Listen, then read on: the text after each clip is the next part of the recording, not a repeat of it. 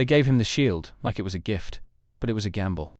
A wager placed behind closed doors by men who never once believed he'd survive the weight of it. Not because he lacked strength, but because he was never supposed to carry it. They called it legacy, but it felt like a loaded question. One with no right answer. Only judgment disguised as justice. He didn't ask for the crown, but he wore it anyway. Not for applause, not for permission, but because someone had to, and no one else would. They said the world needed a symbol, but what they really wanted was a scapegoat. A face to blame when unity shattered. A name to whisper when the system cracked again. And still he stood. Scarred, but unshaken. Weary, but willing. Sam Wilson didn't inherit power. He inherited the lie beneath it. The myth of equality. The illusion of readiness.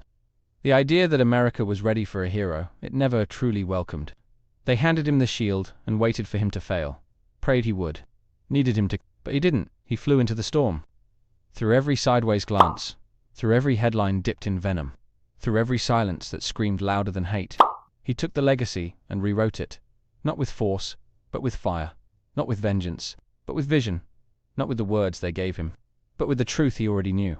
Because Sam didn't become Captain America to honor a name, he did it to challenge a nation, to show them what the stars and stripes look like on a man who has always had to prove his worth twice before being seen once. He didn't carry the shield for himself, he carried it for everyone told they never could, never should, never would. In this video, we uncover the quiet betrayal hidden beneath the praise. We explore how the government set Sam Wilson up to fail, and why his success became a threat to the very system that handed him the shield. We'll break down the politics, the pressure, the unspoken agendas, and ask what it really means to wear a symbol in a world still terrified of change. They handed him the shield with a smile, with applause, with a silence that said more than any ceremony could. Sam Wilson, not just a soldier, not just a hero, but now the new face of a nation that had never truly faced itself. And we believed, we hoped. We leaned in to see what it meant when a black man took the mantle forged in white myth. But what if that handoff wasn't honor? What if it was calculation? What if the very system that once rejected Sam now saw him as a tool, not a torchbearer, but a test balloon, sent into the storm to see how hard the winds would push? They knew what the shield meant. They knew what it provoked. They knew the burden would bend the man beneath it. Because this wasn't Steve's America anymore. This was a fractured landscape, scarred by war, divided by fear, desperate for unity, yet allergic to truth. And into that arena, they placed Sam not to heal the wounds, but to see if he would survive them. Or better yet, if he would take the blame when everything fell apart. It looked like progress. It smelled like justice. But behind the cameras, in the boardrooms, in the corridors of power, it was a move soaked in cynicism. They needed someone clean, someone loyal, someone who would carry the weight and not ask why it was handed to him in the first place. And Sam, full of heart, took it. But what if the real plan was never about lifting him up? What if it was about watching him fall, so they could say they tried, so they could point to the mess and say it was never the shield, it was always the man? And in that twisted logic, they absolved themselves before the story even began. They wanted the optics, not the outcome. They wanted the photo, not the fight. They wanted to say Captain America could be anyone, while quietly hoping he could not. They gave Sam the shield, then handed the spotlight to John Walker, a man built in their image, a man they could control, a man who looked the part, even as he tore it apart. Every step Sam took was watched, dissected, judged against a myth, compared to a ghost, held to a standard not meant to include him. The same system that doubted his worth now demanded his perfection. With no room for error, no margin for humanity, only the unspoken threat that failure would be blamed on him, not them. And still, he rose. Still he tried. Still he spoke truth into a room full of silence. But the pressure, the noise, the weight of two worlds pressing against his chest, it was designed to break him, not with bullets, but with expectations. With narratives that never included him, but now expected him to fix them. Because deep down, they never wanted Sam to win. They wanted him to prove them right, to stumble, to struggle, to drown in the same waters they claimed were safe, so they could say, look, it wasn't the system, it was the shield. It was too heavy for anyone but the original. There's a sadness in watching someone be chosen for the wrong reasons, a quiet ache that grows as they fight battles that were never meant to be won. Sam didn't just inherit a symbol, he inherited a war, one waged not with fists, but with glances, policies, histories that never saw him as part of their story. He stood before crowds that cheered out of habit, not belief. He walked streets where the red, white, and blue felt like camouflage, not comfort. He carried a legacy built on contradictions. Justice through violence, freedom through control, and was asked to make it pure by simply wearing it differently. The eyes on him were never just watching, they were waiting for him to fail, to falter, to show even a crack, so they could say it was all a mistake, so they could quietly replace him, revise the story, pretend the experiment never happened. It was a conditional welcome, and Sam felt it with every step.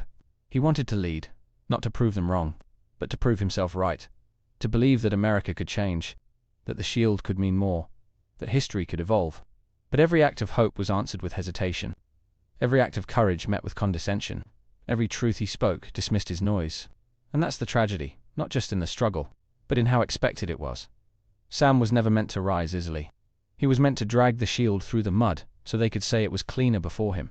And the sorrow is not just that he knew it, but that he chose to carry it anyway. And yet, he carried it with grace, with power, with purpose that shook even those who doubted him. He didn't wear the shield, he redefined it. He didn't mimic Steve, he became something new, forged in fire, sharpened by injustice, lifted by people who finally saw themselves reflected in the armor. He fought battles no super serum could prepare him for, not with strength, but with spirit, not with legacy, but with conviction. He stood before the world and said what no captain ever had to say out loud, that being a hero isn't about being accepted, it's about being willing to fight, even when you're not. And in those moments, we saw something extraordinary. A man rewriting myth in real time, challenging the very fabric of what this symbol had always meant. Not just to a country, but to its conscience. Because Sam didn't just step into a role, he reshaped it to fit the truth, to fit the future. There was fire in his voice, not for vengeance, but for vision. There was weight in his stance, not from the shield, but from the past. And he bore it not as a burden, but as a promise, that this country could still evolve, still grow, still live up to the colors it loves to wave. Maybe that's how change begins, not with acceptance, but resistance. Not with applause, but with challenge. Sam became Captain America, not because they allowed it, but because he demanded it. Because he believed that symbols don't shape us, we shape them. He didn't ask for permission, he gave the country a choice. To evolve, or to be exposed. To see its reflection in a man it once ignored, or to turn away and pretend the mirror cracked on its own. And in that choice, something shifted, something opened. People began to listen. Not all, not enough, but more than before. And sometimes, that's how revolutions begin. Not with thunder, but with footsteps, one after the other, against pavement that once said no. Now saying, maybe. Now saying more. And Sam kept walking. Not just for himself, but for those who never got the chance. For those erased from history. For those told they could fight, but never lead. He fought for something better. Not just for what America is, but for what it could be. If it dared to be honest. Because hope isn't blind, it's brave. It sees the truth and keeps going anyway. And that's who Sam Wilson is. Not just a man in a suit, but a man who believed the world could be better, even if he had to bleed to prove it. But belief has a price. And when systems choose symbols, they often do so with agendas. The tragedy isn't that Sam failed. It's that he was never truly meant to succeed. He was handed the shield like a dare, not a duty, like a test, not a triumph. They set him up to carry the blame, to carry the burden, to carry centuries of silence and scars and still smile for the cameras. They wanted a figure, not a force, a statue, not a storm. And when he roared, when he rose, they braced for the backlash they already wrote into the script. Because in their eyes, he was never supposed to last. He was supposed to crack, to break, to validate their fears and confirm their control. But Sam didn't break. And that scared them more than anything. Because now, the shield speaks a different language. One they cannot fully read. And yet, the damage remains. The setup may have failed, but its shadow still lingers. The divide they hoped to exploit still burns in the background. And while Sam walks forward, strong and sure, he walks through a world still struggling to believe in the very idea he now represents.